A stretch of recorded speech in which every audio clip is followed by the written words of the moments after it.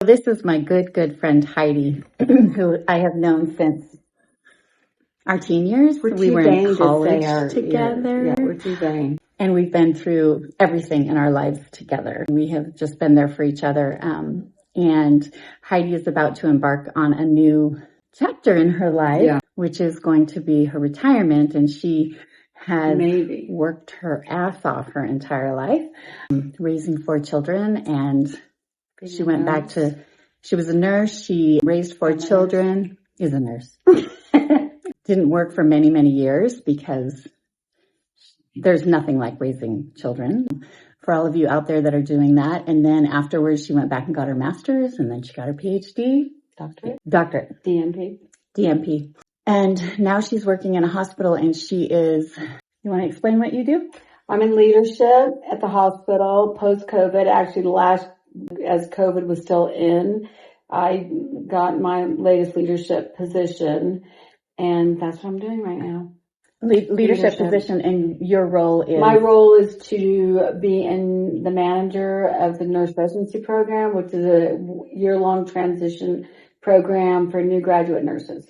And how many people are you the support or the resource for? In a year, we have about 300 a year. That's going to be a big transition for her. And she wants to talk about how do you build confidence in yourself in taking this next step. She keeps talking about her retirement, but she hasn't taken any steps formally with her institution to let them know. No. What are your feelings when you think about it? When I'm with my friends, my family members, they're constantly telling me, you've got to stop this job. Because in nursing, you really do have options. You do have options to do something part-time, maybe do something less stressful. Why do I not just step away? I'm going to start crying thinking about that. It's very difficult because at 65, I turned 65 in a couple weeks. You start to worry about idle time. You start to worry about your memory and being challenged. And all of a sudden there's a different dynamic that goes on to letting go of a job. And so, yes, it's not healthy. It's 60, 70 hours a week, and the cavern will never be filled. There are always going to be a need for nurses, and there are always going to be a need for safe nurses. And so the stress will never be done at the end of the day. But I'm dedicated to bring in safe nursing into my hospital because they'll be taking care of me, my grandbabies. But then also really I can let go of that. It's just that I'm nervous personally because of letting go and wondering what the next step is and taking a risk to just having nothing. Maybe. You're not going to have nothing. I know, but see, you don't. That's the dark hole. Right. I know. Everybody says that, but you don't know. And so you're just nervous for that idle time. And also because I think as a woman, you get really fearful of the role change and your body's changing. And that's new. We were always young and strong and doing all those things as new nurses, as new moms, and we didn't worry about our body changing.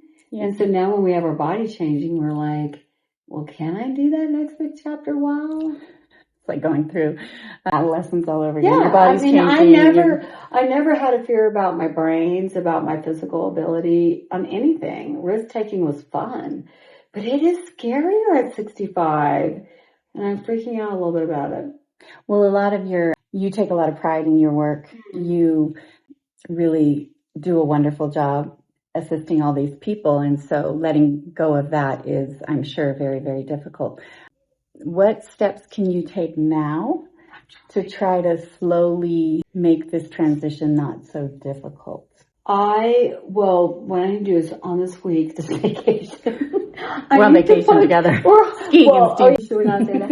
No. But this is my only time. Honestly, this is no exaggeration. My job never stops, literally never stops. Her computer's right here. When we were on the chairlift today, it was like bing, bing, bing, bing, bing, because I was getting emails from work. But the thing is, I need to stop and pause. I need to make a goal to set a couple hours a week to transition, to beef up my resume, or just look or see what things interest me, whether it's my resume or not my resume, just volunteering. That's the thing, is I just need to, what is the next chapter? Some nuggets. It doesn't have to be all or nothing. It doesn't have to be, but I just need to carve out that time. And there's no time to do that. No time to do that. She does have 3 grandchildren that she helps her daughter with, who lives close to her. And it's always a sacrifice. Going and spending time with them is always, I wish I didn't have to do this because I really don't have to turn up, but then I'm always happy I do it. When you do retire, though, that's going to shift, and you're not going to feel like, oh my God, I just don't have the time to do this. And you'll be able to enjoy it more, perhaps. Oh yeah, it won't be a sacrifice. You're right. It'll be more relaxed. What other hobbies or things do you really, really like to do in your free time? Well, Kathleen knows that I am I'm a friend person. I like to have connection with people. That's why we're still close. And it's important to me. And so I'm fearful of that too, building connections, because since the death of my son, people backed away from me. And then going into this job and COVID, those 3 things have set up almost a decade of not having consistent connections with girlfriends. Kathleen knows how important that is to me. And so I'm fearful of working on that too. How do I build female connections at my age? Because I wish it wasn't important to me, but it's super important. It is important, and that's going to help you. It's especially important to me, and Kathleen knows that. It's especially important to me. I'm fearful of, okay, will you be my friend? Heidi's a very social person. No, well, but people are a little leery. They're not as open to just being like, let's go for a walk and have coffee. I was married for 33 years and with someone for 35, and he was living a completely separate life. So I had to start all over, and I retired not because I wanted to, but I was forced to because of physical reasons, and I could not take care of other people. I had to take care of myself. And so it was forced upon me, and I didn't have time to think about it. Yeah. Heidi is the most resilient person, one of the most resilient people I've ever met. She lost her son, and she has gone on, and she has so many things that she does that she finds joy in. She hasn't brought this up, but she's incredibly athletic and loves the outdoors and hikes and bikes and surfs and skis. What am I missing? And yoga and swim. And all of those things are outlets that you can focus on. And also there are other people who like to do those things, and you can gain connections and friendships with those people. Find them. I just have to find them and take the risk. I know this is hard for you, but I think this is going to be such a healthy move for you. It's going to be such a wonderful thing. There's no reason. And I just have to, like you said, find the time, carve the time to find those nuggets to just try. It's kind of like a first date. You know how we all at times we're afraid of that first date? So it's like having those first dates for a friend, for an activity, for a volunteer situation, for a dance class. It's like your first date. Yeah. You just have to get over that fear. And I think we like to control our path and our environment, and going through retirement is really something where you don't know what it's going to be, and you really lack of control.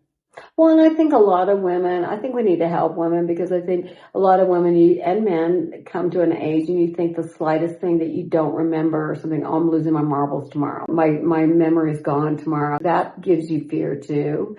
And I can't tell you how many men have told Tim, don't ever retire because you'll lose your marbles and nobody thinks you're important. It's bad. So we have that in society, a culture that tells us that. We have to, that little voice. We have to find ways to keep our brains active.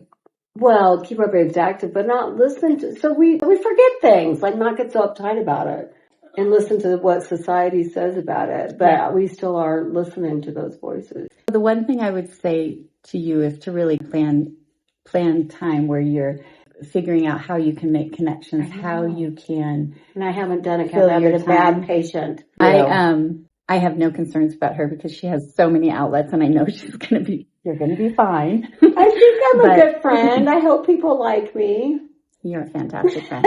But if you do, like after you retire, go through a really difficult time and experience some depression and anxiety or whatnot, try to think about like what is going to be your plan or your go-to, or how are you going to cope with that? Who are you going to reach out to? Who's in my foxhole That's Yeah. what you have to think, like a military term, who's in your foxhole? And I have to gain that. I don't have that. That's one of my fears. I do not have You that. have me. You have I lots know. of. Oh no, I definitely have my homies that unfortunately live 3,000 miles away from me. And my other friend did visit me, and she recognized. She walked around me with 3 days and said, "You need to build a community." I do not have a community near me, We're going to work on and that. I need to work on that. So at our next session, we will talk about Yes. how What have and I who that done? might be. What have I carved out for 2 hours to figure out? Right, and so I'll write down what my research has caused. For me, what I went through, I had no choice but to fall into the arms of all those people that I hadn't connected with so many years, because I was all about my kids and my relationship and my family and my work. And I would not have survived it without them. They picked me up and held me up, and my relationships with those people are so much richer and stronger because of it. It's been That's an absolute blessing. That's a cool motivation because the friendships are important to you, but they actually get better. That's a cool motivation. All of the difficulty and the grief I went through has made me appreciate things so much more every single day. And that is a gift that I got out of that experience. And you're going to find gifts out of your retirement. That's a really good point. That's a really good point. If all those things are important to me, you're going to realize it later that they're even more. You have time to look at them. You have to open yourself up to them. Mm-hmm. I love you, girlfriend. I love you too. This is so fun.